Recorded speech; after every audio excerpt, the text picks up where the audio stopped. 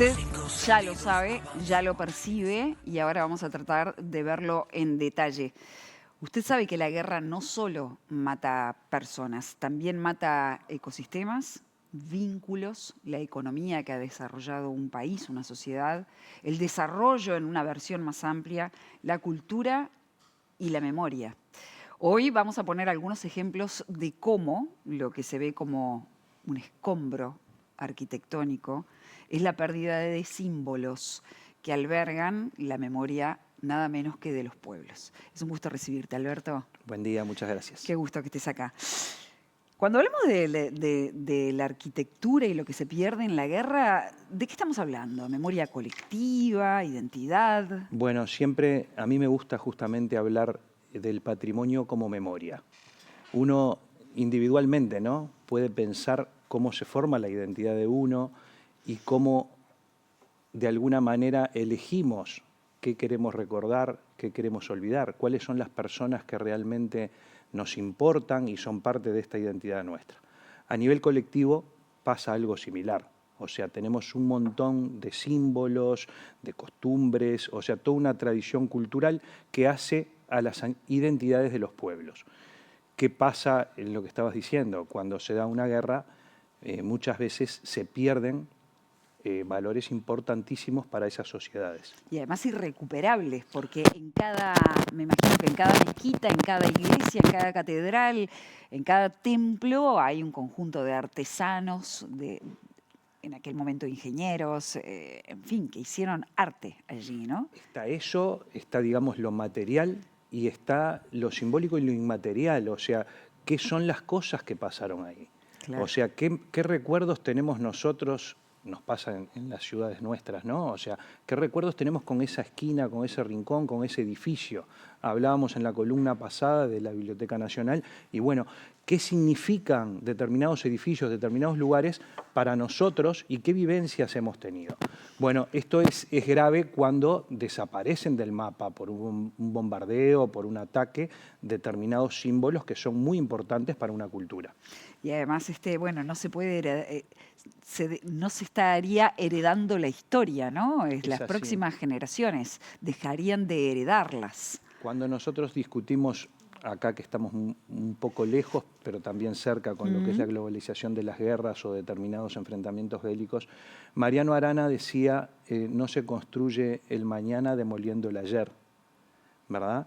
Entonces, esa línea histórica, esas tradiciones que tenemos, de alguna manera ese pasado, es lo que nos proyecta hacia el futuro. Justamente ese es el enfoque que quiero tomar, lo que acabas de decir, para comenzar a mostrar algunos ejemplos de estos, ¿no? Cómo los edificios históricos también son archivos vivos de una sociedad. Vamos por el primero, llévame de paseo a Europa. Bueno, ahí tenemos el Palacio Real en Varsovia. Este edificio fue destruido completamente en la Segunda Guerra Mundial. A ver, que yo tengo por acá apuntes para ir comentando. Fue la invasión nazi, ¿no? Exactamente. O sea, las guerras mundiales de alguna manera hicieron reflexionar, hicieron generar alguna especie de normativa para tratar de proteger. Vamos a hacer una cosa, mirá, te vamos a arreglar el micrófono que estamos con algunas dificultades. Okay. Mientras tanto yo les voy contando que con daños desde 1939 por la invasión nazi, fue en el 44, cuando el centro de Varsovia fue totalmente bombardeado por su alzamiento. Un panorama medieval rico en historia que quedó totalmente devastado, símbolos tan destacados como esto que estamos viendo, su famoso Castillo Real. Fue ahí por el 50 y entre 1980, ¿no? Se destruyó entre el 39 y el 44. Claro. Y después se empezó a recuperar a partir de 1950 y duró 30 años esa recuperación de este edificio que hoy es patrimonio de la humanidad y que a su vez funciona como un centro cultural, como una fundación, como museo y centro de cultura, ¿verdad? Realmente el hecho del nombramiento de UNESCO de algo como patrimonio de la humanidad garantiza su preservación. No totalmente. O sea, hay todo un proceso para poder... Hay una convención de Naciones Unidas que fue en París en 1972, que es la que determinó de alguna manera tratar de preservar aquellos valores que fueran muy significativos para determinadas culturas a través del tiempo. Bueno, protegerlo, o sea, esto es la sí, protección sí. más grande que puede haber a nivel mundial, Claro. justamente, ¿verdad? Después nosotros tenemos otra serie de protecciones a nivel nacional, departamental y municipal. Claro. Pero ¿qué pasa? Primero, el trámite para lograr que algo sea patrimonio de la humanidad no es algo sencillo. Lleva toda una presentación, todo un estudio de Claro, me expertos imagino. y finalmente cuando es declarado patrimonio de la humanidad, precisa luego una gestión que realmente asegure que esto se preserva. Así es que a veces entran en la lista y por descuido, lo que sea, del país que es sede, pueden llegar a salir de la lista y eso a veces está cuestionado. Bien, profundizaremos en eso. Ahora, llévame de Varsovia a Grecia, por Bien, ejemplo. ahí A ver, tenemos mostrame, ¿qué estamos un viendo? símbolo, el Partenón, Ujú. parte de la Acrópolis de Atenas, ¿verdad? Un símbolo muy fuerte para toda la humanidad, ¿no? Este edificio fue, digamos, construido, porque uno a veces pierde la perspectiva, ¿no?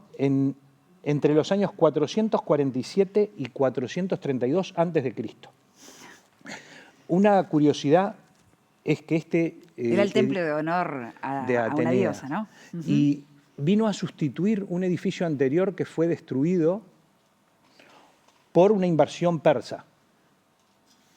Entonces uno a veces ve un edificio y le parece que siempre estuvo ahí. Claro. También nos pasa en Uruguay, en Montevideo en particular, que algunos edificios que hoy son patrimonio sustituyeron algún edificio que quizás en otra época le podrían haber dado mucho valor.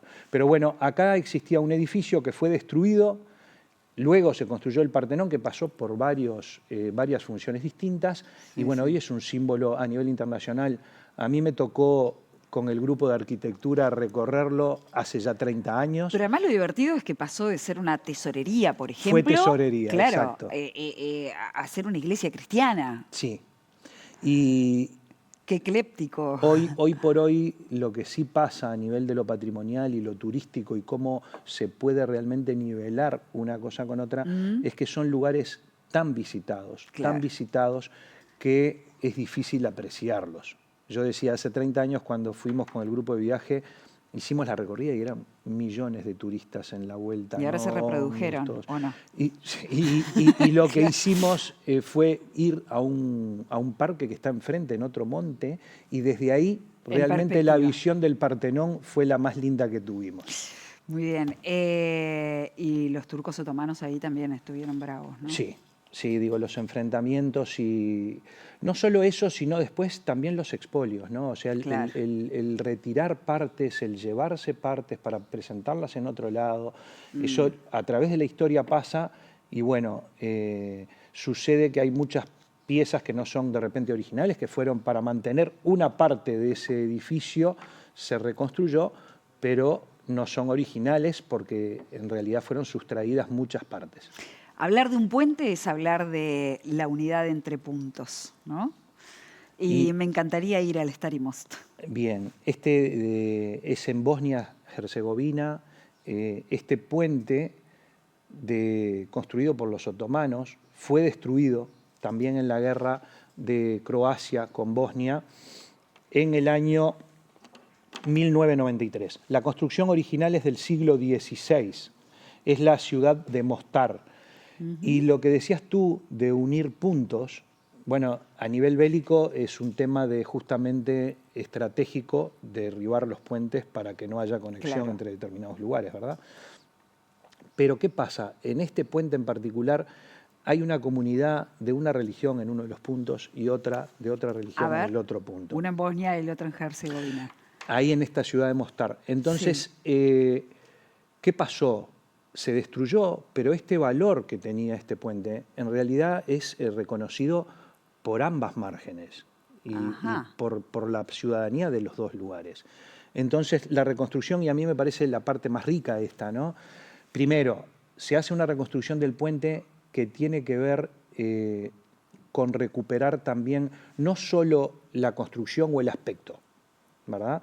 Tiene que ver con la tradición constructiva, de qué manera se construía, cómo fue que se hizo, y entonces se hizo de esa forma. Claro, porque a veces se puede apuntar a la reconstrucción del aspecto, que estéticamente parezca igual, pero me imagino que las técnicas constructivas son contemporáneas. Decís que se fue a las técnicas constructivas de antaño. Exacto. Ah, mira qué interesante. Bueno, eso hay, cuando hice el diploma en patrimonio, en las clases nos explicaban, Sí. por ejemplo, en Japón, determinadas tradiciones de templos que uno dice, este es el templo característico, ¿no? Sí, Uno sí. de repente lo ve, pero algunos en particular que se deshacen y se vuelven a hacer a imagen y semejanza, pero además, ¿por qué?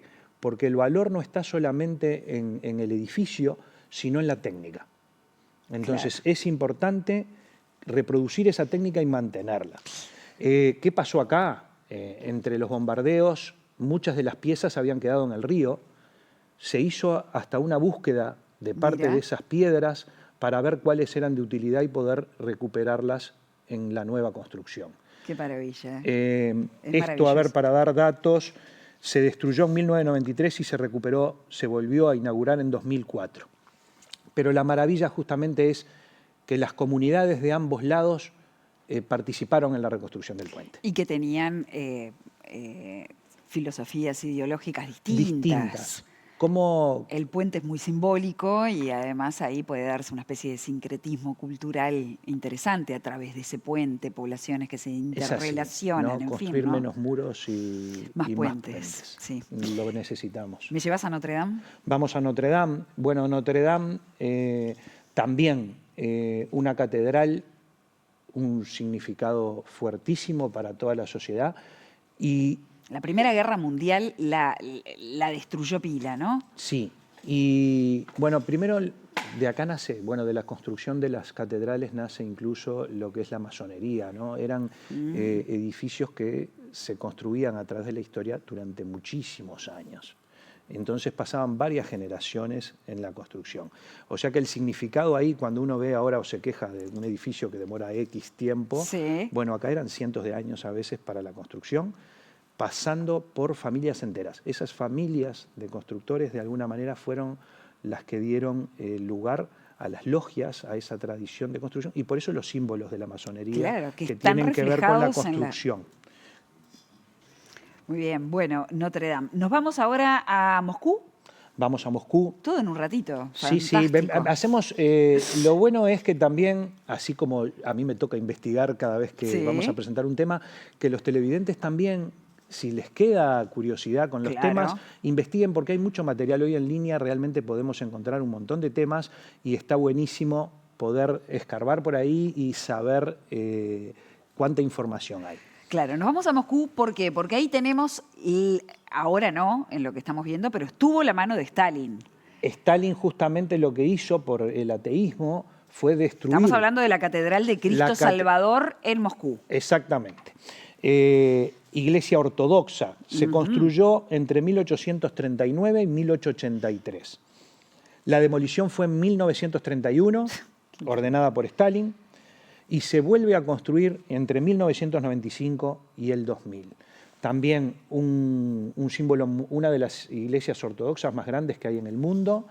Y bueno, hoy por hoy estos edificios también lo que generan es un retorno económico por el turismo, ¿verdad? Bueno, de hecho, la reconstrucción, si no entiendo mal, fue a iniciativa de una empresa privada. Sí, sí. Después el Estado entendió que, bueno, que de ahí podía sacar un peso, pero... Y bueno, y eso genera para determinadas ciudades movimiento de turismo que es muy fuerte, ¿no? En número de gente, que es lo que yo decía que de alguna manera a veces hay que controlar, porque puede ser perjudicial para el mantenimiento del propio patrimonio. A veces la excesiva cantidad de visitantes va en contra de la propia preservación. Entonces eso hay que controlarlo también. Totalmente. Pasa también con otras áreas, ¿no? Naturales. Lugares naturales, como el Machu Picchu, por ejemplo, para decir uno, ¿no? O sea, la afluencia de gran cantidad de turismo puede ser perjudicial. Rapidito nos vamos ahora a otro efecto devastador de la guerra. Nos vamos a Alemania, a la ciudad de Colonia. Allí en 1945 las fuerzas aliadas hicieron lo suyo y dejaron una marca indeleble, ¿eh?